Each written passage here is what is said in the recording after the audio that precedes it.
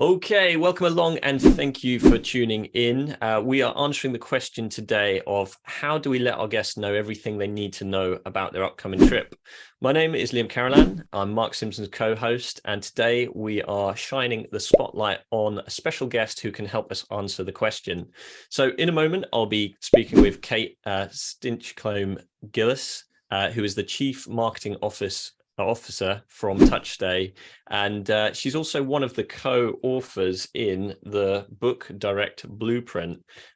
So let's dive into that. But if you haven't heard of the book Direct Blueprint, then you can go and check it out at www.boostly.co.uk/blueprint. And if you hadn't heard of it at all, it's the follow-up book to the book Direct Playbook. It talks about the products and services and people in the industry that can help you with all aspects of direct booking. And just like a blueprint for, a house or something like that, it outlines exactly what you need, where and why as well. So let's dive in. Welcome along, Kate, and thank you for joining me today. Good morning, Liam. Thank you for having me. So to get started, are you okay to introduce yourself, what your role is within Touchstay, and anything else you'd like to share about who Kate is? Sure. So I'm Kate Stinchcombe Gillis. I'm the Chief Marketing Officer at Touchstay, and Touchstay are creators of digital guest welcome books. I've been with the team for about 2 years now. Prior to that, I had my own PR marketing consultancy, very much in the holiday rental space, because before I ventured out on my own, I was part of the team that grew holidaylettings.co.uk to be acquired by TripAdvisor. And then I worked with TripAdvisor at Vacation Rentals for 5 years. So I have a long history. I'm a bit long in the tooth as far as marketing and the holiday rental space is concerned. So that's a little bit of my background and the time that I have been with Touchstay. Cool. I mean, that puts you in a great position to help us answer that question today about sort of what guests need to know and when. So if somebody was listening into this and had never heard of Touchstay, how would you best describe what it is and what problems it solves? So Touchstay was born from the co-founders, Andy and Joe, being fed up guests. So two serial travelers who have stayed in many places around the world, many hostels, rentals, Airbnbs, whatever you want to call them. They had had too many experiences of rocking up, not knowing where to park, how to find the key, how to access the Wi-Fi. And so Touchstay was designed to improve the guest experience, to make it easier for guests to get access to that information, to remove the need for them to have to contact somebody in the middle of the night, early in the morning, whatever time it was that they arrived, to access the property or settle in. And in doing so, that also helps hosts, owners, managers from having to be on guard, on standby for those guest questions all the time. And it takes away the pain of repetitive guest questions. So that's the idea behind it, to make everybody's experience of managing and staying much simpler, much more pleasant, much less hassle involved. And so hosts and managers benefit from getting a little bit of time back, removing some of the niggles of hosting from the day-to-day, and setting up guests to be more prepared for when they arrive at their holiday. That then enables and kick in and start enjoying their holiday much, much sooner, which in turn, as you can imagine, makes for much happier guests who leave much better reviews and are more likely to recommend and repeat their booking. It's just so important. And I know everybody listening into this will be saying, well, how does that work? What does it look like from a host's perspective? Is there a lot of work involved? It's because we provide a template. So, for example, if you've got a holiday rental, you choose our short-term rental template. And that template is laid out in a very organized fashion. You log into an account, you have a platform where you enter content into this template. In fact, a lot of that content is already there. We actually guide you on where you need to personalize that content to your accommodation, where you can just leave it as it is if you want to.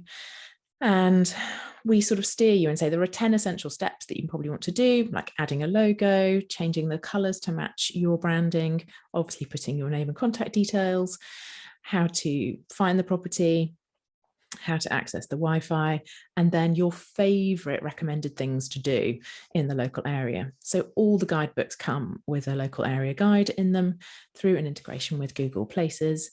And it is, I can tell you this because it's very tempting to just put everything that's local to you. But the suggestion is that you just put your favorite things. And to consider, the other thing to consider when doing this is how long your guests are likely to stay. So if you typically attract guests for weekend stays, then you definitely don't want to overwhelm them with options. The top 3 to 5 things to do in a weekend, whether that's restaurants, pubs, nightclubs, museums, sites, beaches. Pick the best ones so that the visitors to your area see the best things and want to come back for more. So yeah, the template's designed to make it a quick and easy exercise. And also it's entirely editable at any time. So you can come back and log in and improve it at any point. And one of the great things about that is that when you are dealing with guests and you have guest questions, a guest is likely asking you a question because they can't find the answer somewhere. So that then gives you the perfect opportunity to go in and add that information, perhaps in a little FAQ section within your guidebook. That's cool. And that question that you've answered there has brought me on to, what if I've got multiple properties in one location? Can I tailor the experience for each property? Yes, completely. So the clever bit behind the scenes means that you can, as you add more guidebooks, you add bespoke information to the property, which might be, what's in each bedroom, how that particular coffee machine works.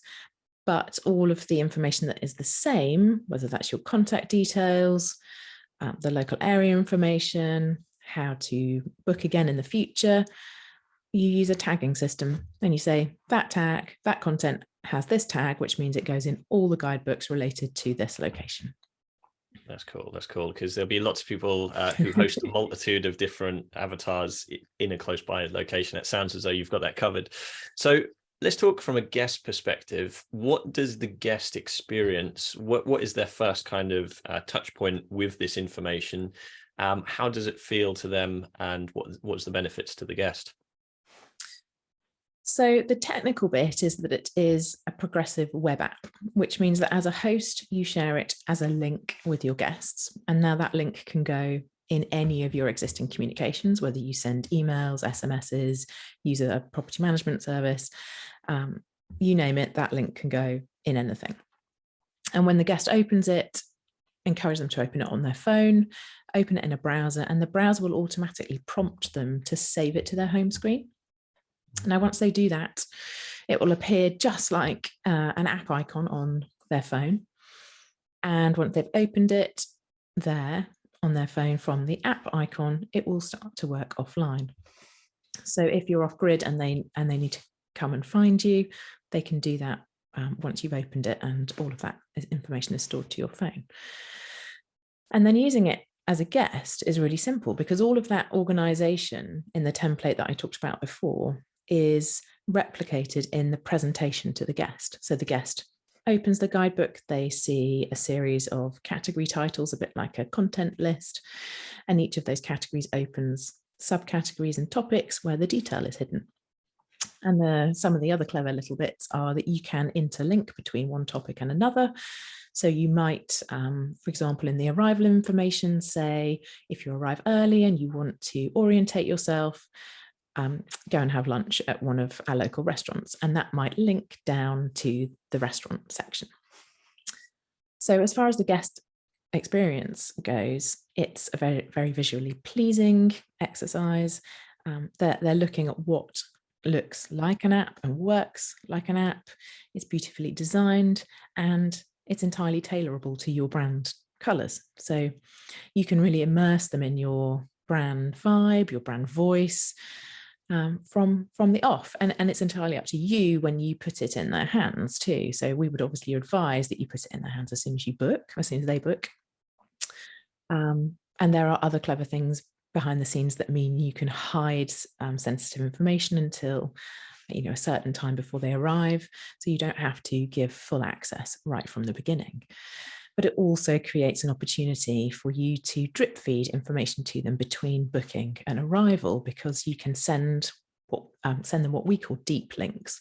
So, for example, if you are near a Michelin star restaurant, or a restaurant run or owned by somebody particularly well known that gets booked up really quickly, one of the steps in your guest communication flow could be restaurants to book now, or at least 3 months before you come.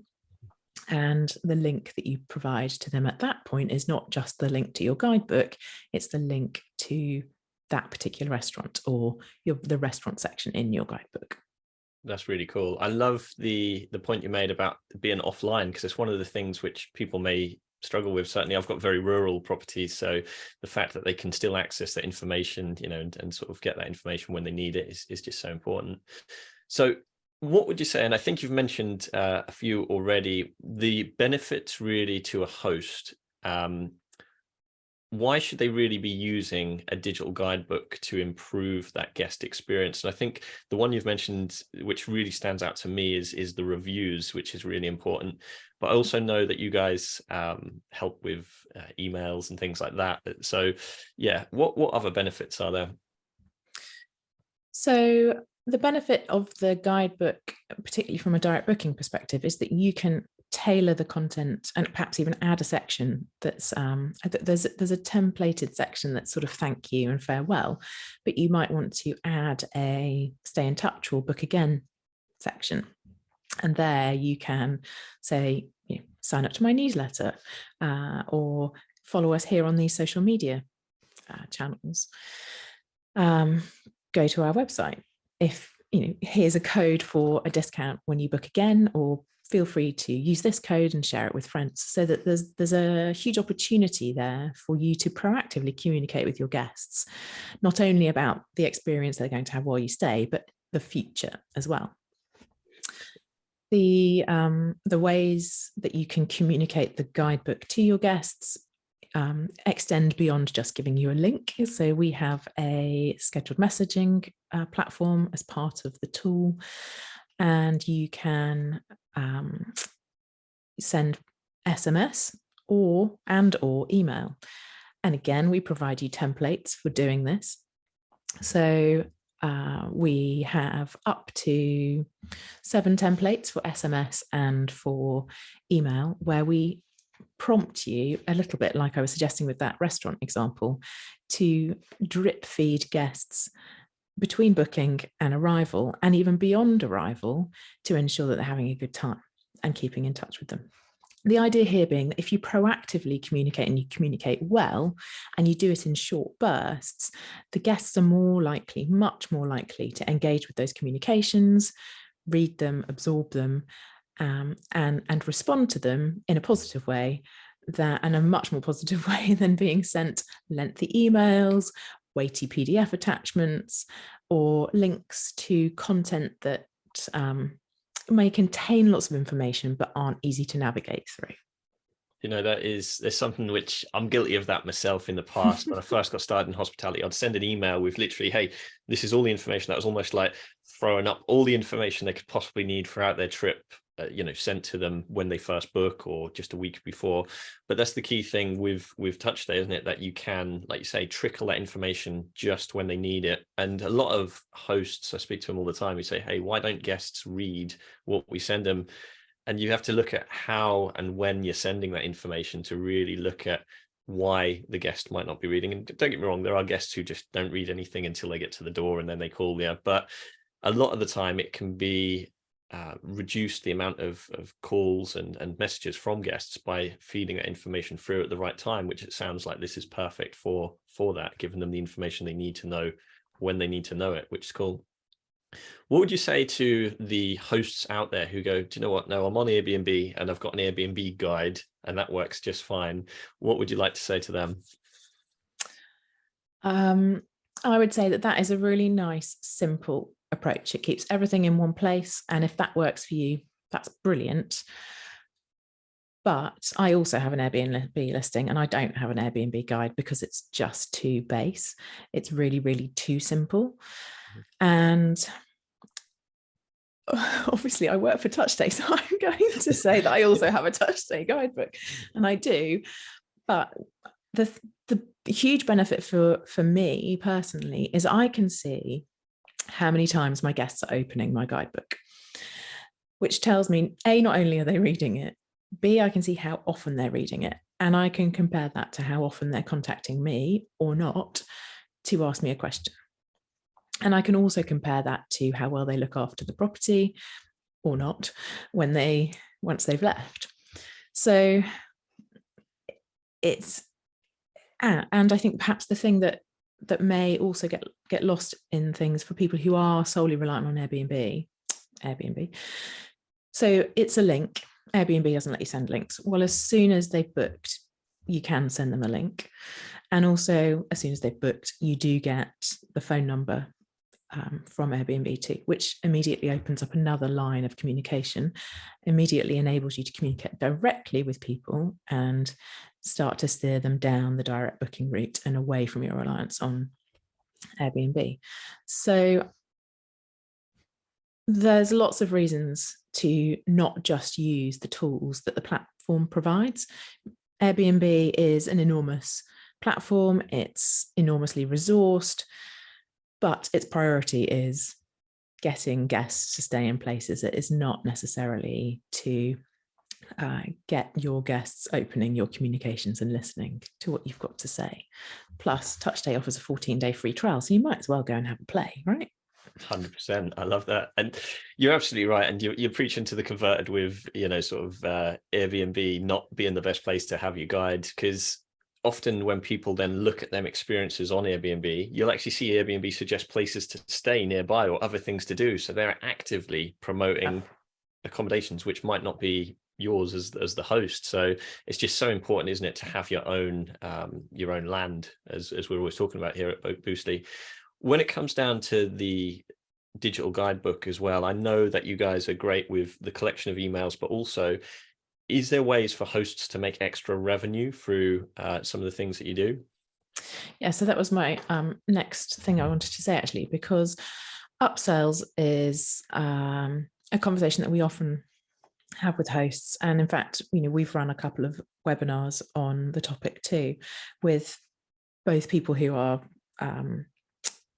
expert and experienced in this, but also who use Touchstay to surface their affiliate links or their relationships with local businesses. And that is just two of the ways that you can do this. So if you have set yourself up as an affiliate partner with perhaps an attractions website, then that's one way to go about this. You promote the attractions that are nearby to you, and when you're persuading your guests that they're a good place to stay, it's that affiliate link that you include in your guidebook to drive them to that site and to the booking. Similarly, if you have relationships with local restaurants, local shops, whatever it might be, however you manage that relationship and that guest discount, whether it's a promo code or mention my name or book via this link and add this promo code, again, when you're detailing the places to stay and visit in your guidebook, you can add that information as part of your content when you're promoting that location. You make such a good point there, because they're so important to have the affiliate links, isn't it? Just that's the way that you can stand out and be different from all the other hosts in your area, is to actually, first of all, provide the guests this information. But then if you've got the affiliate links, if you can build a relationship with that local cafe or restaurant or bar or, sort of canoe hire or place like that, you can definitely then make some extra income. But also you're becoming, you get it reciprocated, because if you're suggesting their place, when they've got people asking them, hey, is there a place to stay, or, friends and family, they'll be recommending you as a host or your brand as a host, which is amazing. So, yeah. And another thing that I really want to dive into, Kate, is obviously you've been involved in hospitality since 2006. So what ways of more marketing side of things now, what ways of marketing have you seen in hospitality that has changed since you first got started in the industry? And yeah, is there any advice you can share on the marketing in general? Well, even before 2006, I worked in restaurants. And one of the things that worked really powerfully for us, we were in central Oxford, and we used to print pads of maps of Oxford so that you could walk from the restaurant into town and explore. And we used to go and talk to the porters at the colleges in Oxford and to other local businesses around the city to say, would you like some of our maps, all branded with our restaurant logo on the bottom, contact details, so on and so forth, to hand out and share with people who are looking a bit lost around the ancient lanes of Oxford. So that was one of my favourite tactics, 20 years ago. Nowadays, it is a little bit different, but what hasn't changed is the importance of relationships. And picking up on something you were just saying about affiliates and how you get people to recommend you, it's that balance between the technical enablement of links and buying things and being paid back for that, and building a relationship in the first place and in an ongoing way so that people genuinely do return the favor and recommend you by return. So there are those two things that I think are a bit old school but still very applicable to today: the ability to be human and to occasionally put something in people's hands. I think the other thing that has changed is that we for an industry that is all about people and relationships, it's not always necessarily been the friendliest, chattiest, or most approachable. I think nice restaurants especially have an air of superiority or formality about them. And hotels can too. I think the opportunity that holiday rentals and holiday rental owners have is to be more personable. And it's where brand voice and personality come into play really powerfully, particularly if you're going down the direct booking route and you're trying to stand out a little bit from the crowd.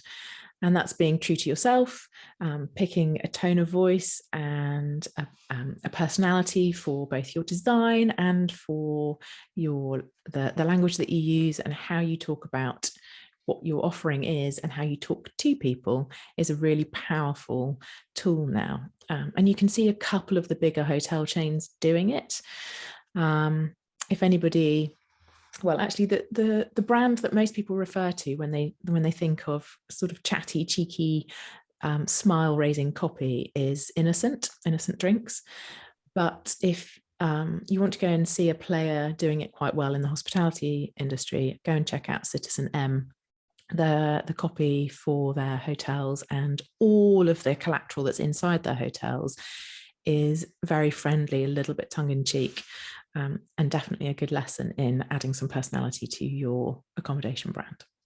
I love that. And the best hosts that I know are people who talk to their guests like a friend, who really not overly familiar, but, aren't afraid to make a joke, aren't too formal, and it's just the difference, isn't it? And I guess it does come down to the brand and the style of place you want to convey. But certainly it resonates with me, and I'm sure there's lots of hosts listening to that who completely agree with you, Kate, on how important it is to just be more personable and friendly at the end of the day.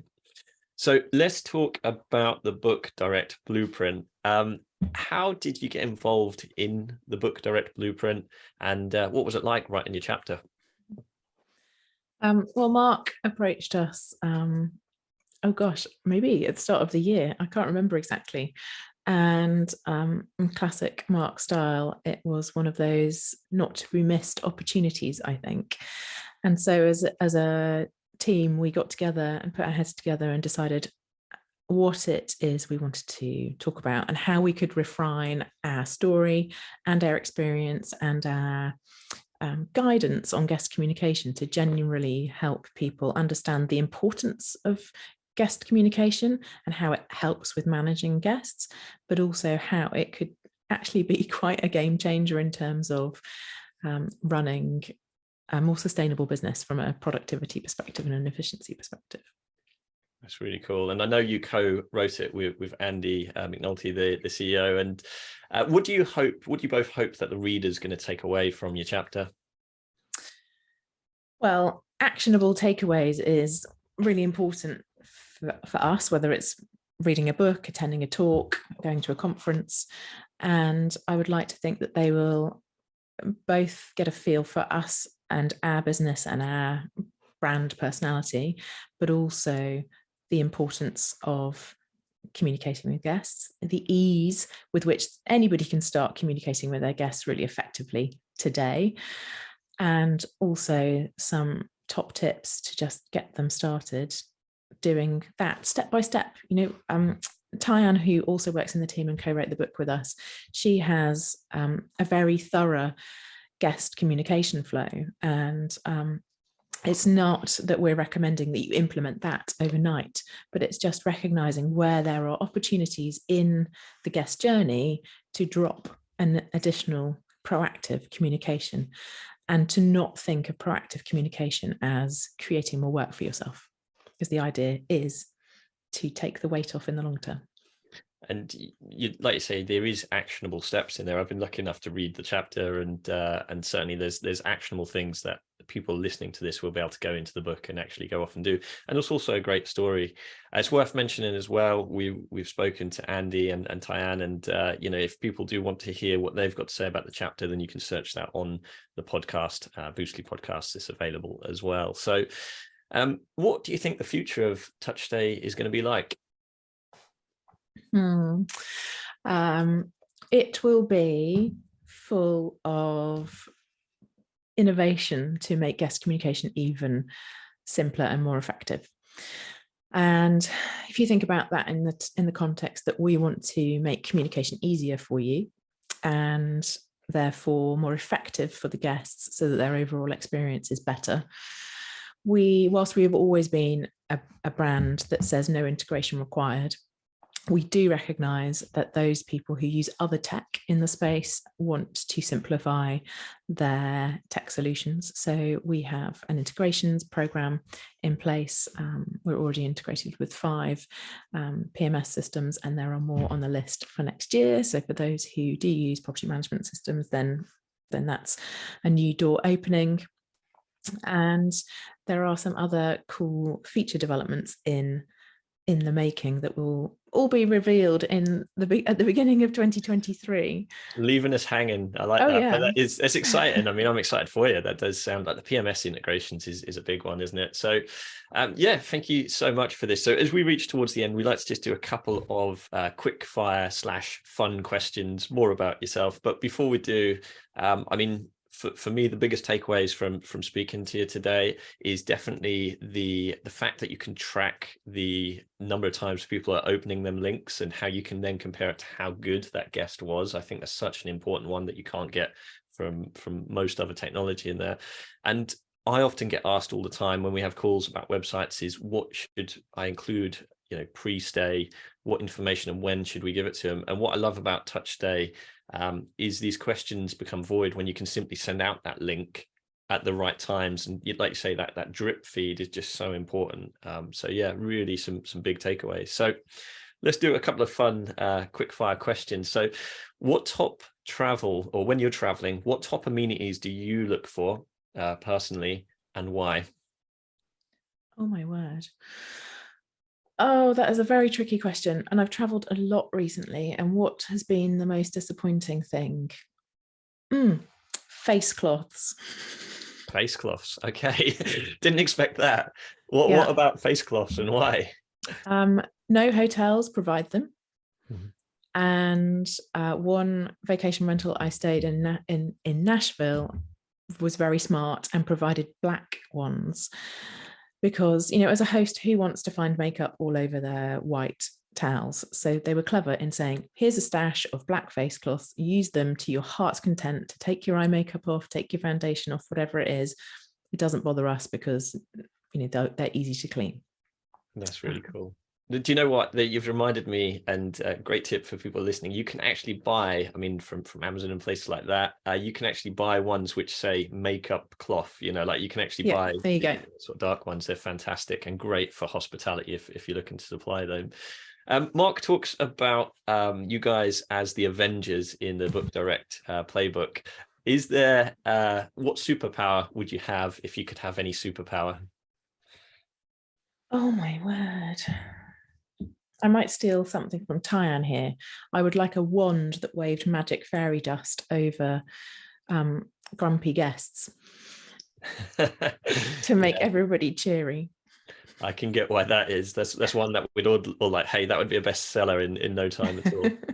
And lastly, we always finish on this, which is, what is your mantra or motto that you either like to live by or one that really resonates with you? So mine comes from way back when I was probably about 11 and I was leaving primary school, and a teacher wrote this in a book for me. And I was very, very much into music when I was a kid. And she wrote in musical note form, never be sharp, never be flat, always be natural.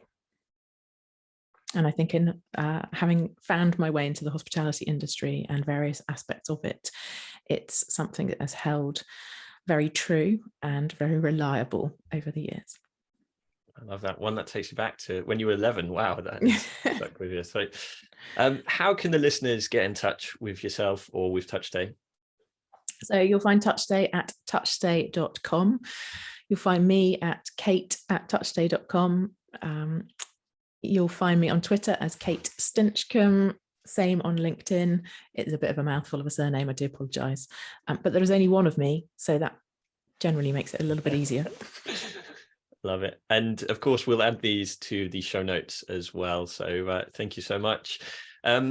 For anybody who is looking to have a read of the book Direct Blueprint, you can go to boostly.co.uk/blueprint to get involved with that. Again, depending on when you're listening to this, will depend on what we'll display on that page, but that's where you need to head to, and definitely go and get involved. It's going to help you with Touchstay, obviously, as you've heard from Kate today, but also with all the other services within the industry that you, as somebody looking to get more direct bookings, can get involved with and find out about. So is there any questions that I've missed, Kate, or any final thoughts before we bring things to a close?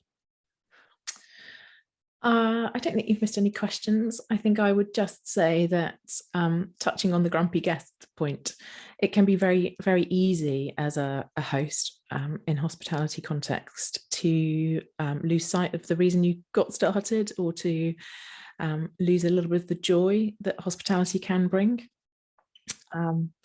So yeah, it's finding the ways to hold on to that joy or reclaim that joy, and getting rid of the things that make it a slog. And Touchstay is very much part of the toolkit that helps you ditch the slog and reclaim the joy of hosting. So I hope that has been conveyed today, and I'm very happy to answer anybody's questions about it. Hey, I've certainly learned a lot about Touchstay, and what a great sentiment to end on. So thank you so much, Kate, for joining us today. Thank you for your time. Thank you if you're listening to this on the podcast or watching it on the live.